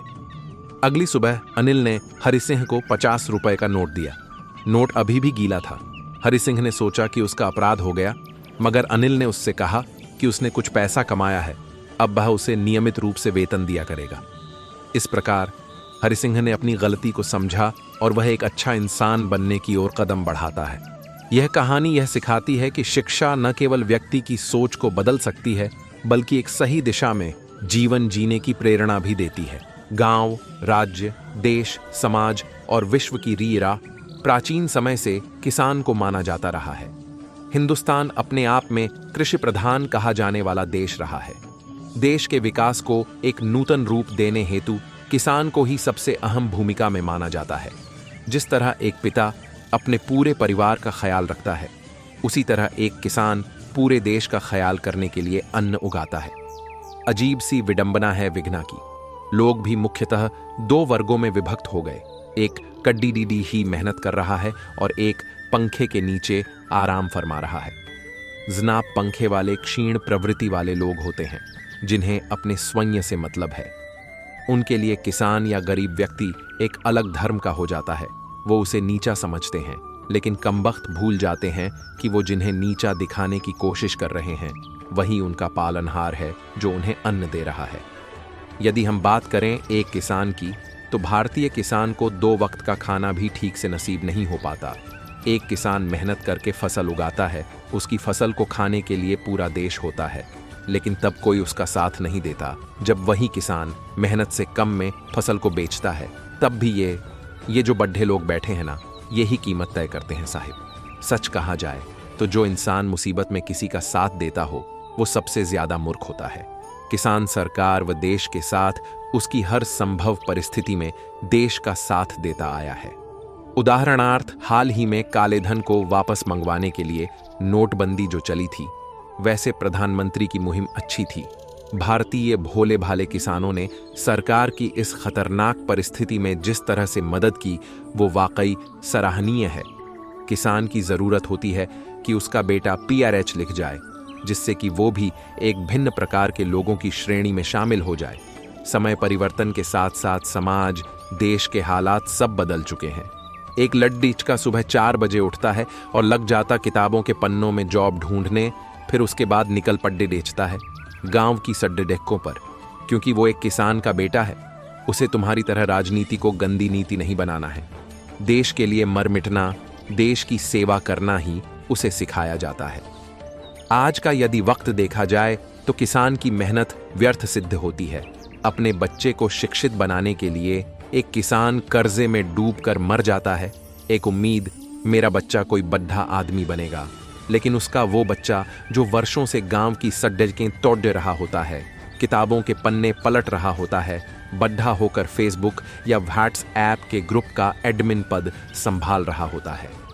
भारतीय आर्थिक परंपरा में किसान अपनी मेहनत, कर्मठता से अपनी पहचान बरकरार रखता है। आज उसी किसान को तुम नजरअंदाज कर अपना जीवन सुरक्षित करने तथा भविष्य को उज्जवल बनाने में लगे हुए हो। किसान और उसके जीवन की ओर या उसके बारे में ना तो कोई सोचता है और ना ही कोई ध्यान देता है। सरकार द्वारा भी किसान की स्थिति परिस्थिति के संबंध में किसी की कोई सहयोगात्मक भूमिका नहीं निभाई जाती। वैसे किसान को प्राकृतिक विषमताओं के चलते कई प्रकार की चुनौतियों का सामना करना पड़ता है। कभी अतिवृष्टि तो कभी अल्पवृष्टि, और सूखे की स्थिति तो अब लगता है हमेशा के लिए ही आ गई है। इनसे किसान को अपने परिवार की दैनिक आवश्यकताओं के उपार्जन में खासी मशक्कत करनी पड़ती है। वहीं सरकार उस स्थिति में भी किसान की सहायता करने की अपेक्षा उसके सिर महंगाई जैसे भीषण डायनामाइट का प्रहार कर उसके आत्मघाती बनने में सहायक की भूमिका अदा करती है। यही कारण है कि आज देश के कोने कोने से यात्री रेलगाड़ी द्रुत गति से पटरी पर दौड़ी जा रही थी। सिग्नल हरा था, पर चालक ने दूर से ही उस व्यक्ति को देखा जो बीचों बीच पटरी पर खड्डा था। हे मेरे भगवान! चालक चीखा। उसने हूटर दबाया, पर वह व्यक्ति टस से मस नहीं हुआ। चालक की दृष्टि व्यक्ति के हाथ मेरे पकड़े लाल रंग के एक गुलदस्ते पर पड़ी। लाल रंग। दिमाग तेजी से काम करने लगा। हाथ स्वयंमेव ही ब्रेक पर चले गए। शायद वह व्यक्ति आत्महत्या के इरादे से नहीं, पर उसको चेतावनी देने के लिए खड्डा हो, उसने सोचा। रेलगाड़ी के पहियों से चिंगारियां निकलने लग गई। यात्रियों ने झटके महसूस किए। डब्बों में एकदम से सन्नाटा छा गया। रेलगाड़ी ठीक उस स्थान पर रुकी जहां वह व्यक्ति खड़ा था। वह चालक की ओर देखकर मुस्कुरा रहा था। चालक भी उसको तब तक देखता रहा जब तक वह इंजन से नीचे नहीं उतरा। माजरा क्या है यह जानने के लिए गार्ड इंजन की ओर चलने लगा। कुछ यात्री उत्सुकतावश गार्ड के साथ साथ उतर आए और इंजन की ओर चलने लगे। समीप के गांव से भी कुछ लोग भागते हुए आ गए। लगता है कोई गाड़ी के नीचे आ गया है, एक यात्री बोला। हाँ, आजकल यही एक तरीका अपना लिया है आसानी से अपनी मुसीबतों के समाप्त करने का। दूसरा यात्री बोला। इंजन के पास पहुंचकर गार्ड ने चालक को परेशान देखा। उसने पूछा, क्या हुआ, गाड़ी क्यों रोकी? वह यहीं था, कहां गया? चालक कुछ कंपाती आवाज में बोला। कौन था? गार्ड और यात्री गाड़ी के नीचे देखने लगे। यहां तो कोई नहीं है, कोई बोला। नहीं, मैंने उसके खुद इन आंखों से देखा।